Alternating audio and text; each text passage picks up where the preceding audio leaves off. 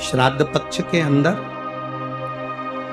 चुटकी भर आटा दरवाजे की दोनों चौखट पर डाला जाता है। किसी किसी के यहाँ दरवाजे पर आटे से रंगोली बनाई जाती है। कहीं देखिए आप लोगों ने कि नहीं देखी, स्मरण में होगा किसी के। दरवाजे पर आटा डाला जाता है, वो देव पितर के भाव से डाला। जिस बेटे बेटी का मंगल विवाह नहीं हो रहा हो, शुभ कार्य की सूचना नहीं आ रही हो,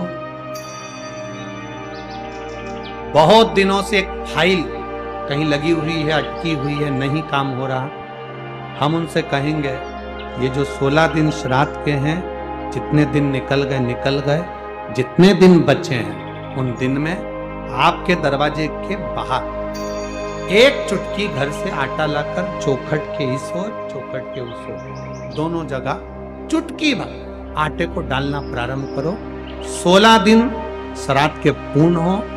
जब अमावस्या आए, किसी जलाशय, सरोवर, तालाब, बावड़ी, कुआं, उसके पास में घी का दिया लगाकर आना, बाबा से प्रार्थना कर आना। केवल 22 से 24 दिन निकलते हैं और घर में कोई शुभ कार्य की सूचना आना प्रारंभ हो जाती। वो देव पितर का, वो कार्य देव पितर का। वो देव पितर किस तरह से करेगा? बेटे की शादी, बेटी की शादी, हम कहें किसी के 42 साल भी अगर उम्र हो गई है, 40 साल, 42 साल, 35 साल, 38 साल, शादी नहीं हो रही, तो कर देखो, एक बार बाबा से प्रार्थना कर देखो। देव पितर का कार्य क्या है? घर में शुभ कार्य को करवाना, घर में अच्छी चीजें लाना, गर्भ में जो बच्चा है उस बच्चे को शरीर पूरा देना, ये देव पितर का कार्य। पितृदेव और देव पितर में बहुत अंतर है, बहुत। एक चुटकी आटा, अब तो थोड़ा सा रंगोली का काम ज्यादा हो गया, नहीं तो हमने पहले भी कथाओं में कहा है कि 3 जगह पर आटे की रंगोली काम करती है, इसका फल 1000 गुना होता है। 3 जगह पर आटे की रंगोली काम करती है, हमने पहले भी कहा।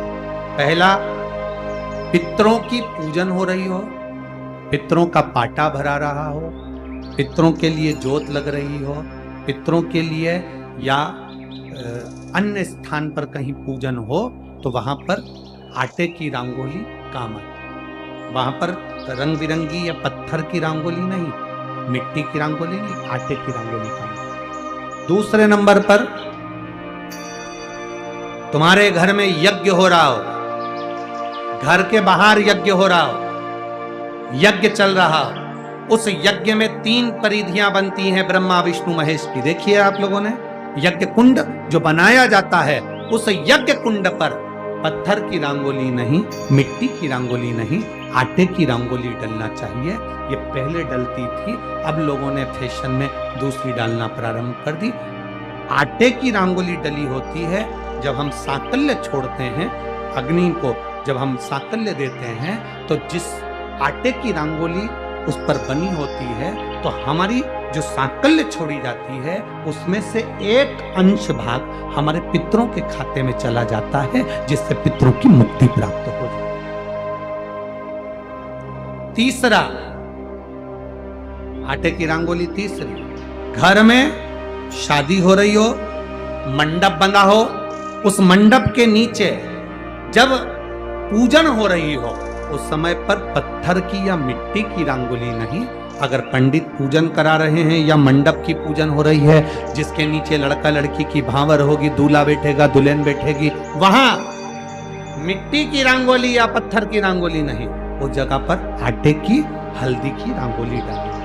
अब आपके यहाँ डालते कि नहीं डालते पता नहीं, और हमारे यहाँ शास्त्र रीति कहती है ये 3 जगह की जो रंगोलियां हैं, ये हमको आटे की रंगोली डलने से क्यों शादी के मंडप में पत्थर की रंगोली या मिट्टी की रंगोली क्यों नहीं डाली जाती? शादी के मंडप में यहाँ दूल्हा दुल्हन की शादी होती है, वहां पंडित जी भी आटे की रंगोली डाल देते हैं, घर की बहन बेटी आटे की रंगोली डाल देती है। उसका कारण क्या होता है? जिसकी शादी में मंडप के नीचे आटे की रंगोली डलती है, वहां पितरों को निमंत्रण नहीं देने की जरूरत पड़ती। वहां पितर उस वर कन्या को आशीर्वाद देते हैं, जिससे उनका वंश बढ़ता है, वंश भुगतान।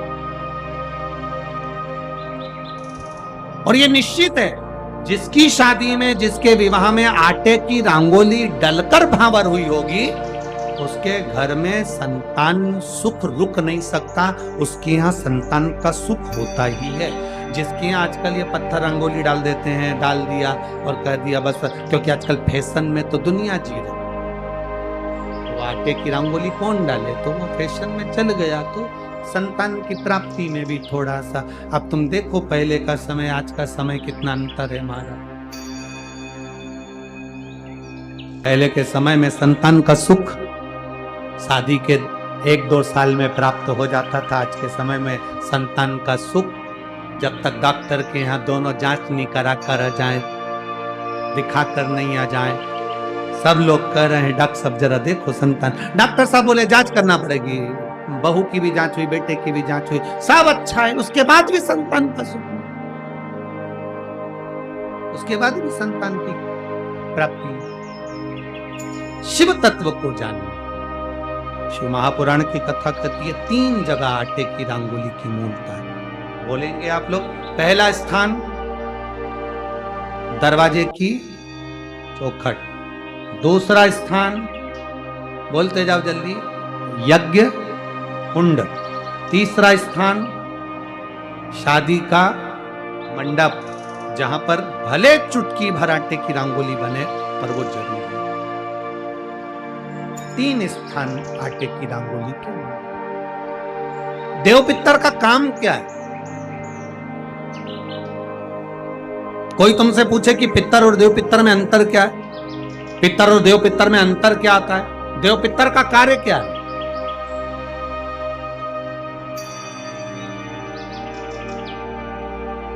हम जब भी कोई पूजन करते हैं तो कहते पितृ देवता, बोलते कि नहीं बोलते? पर आज तक हम अब ये नहीं बोलते कि देव पितर का कार्य क्या है, देव पितर क्या है। पितर देव नहीं, देव पितर का कार्य क्या है? देव पितर का एक कार्य है, परमात्मा जीव को गर्भ में धारण करा देता है, पर जो शरीर गर्भ के अंदर बच्चे का बनता है, बेटा बेटी का जो गर्भ के अंदर शरीर बनता है, वो देव पितर निर्मित करते हैं। उनका काम क्या है? देव पितर का सबसे बड़ा कार्य है कि गर्भ में जो बच्चा है, उस गर्भित बच्चे को शरीर कैसा देना, उसके नेत्र ज्योति कम रखना है, श्रवण शक्ति कम रखना है, उसकी छाती में, उसके हृदय में, उसके दिल में छेद करना है, हड्डी को कमजोर करना है, पांव टेढ़ा करना है, हाथ टेढ़ा करना है, या उस शरीर को सही तरह से निर्मित करना है। ये देव पितर का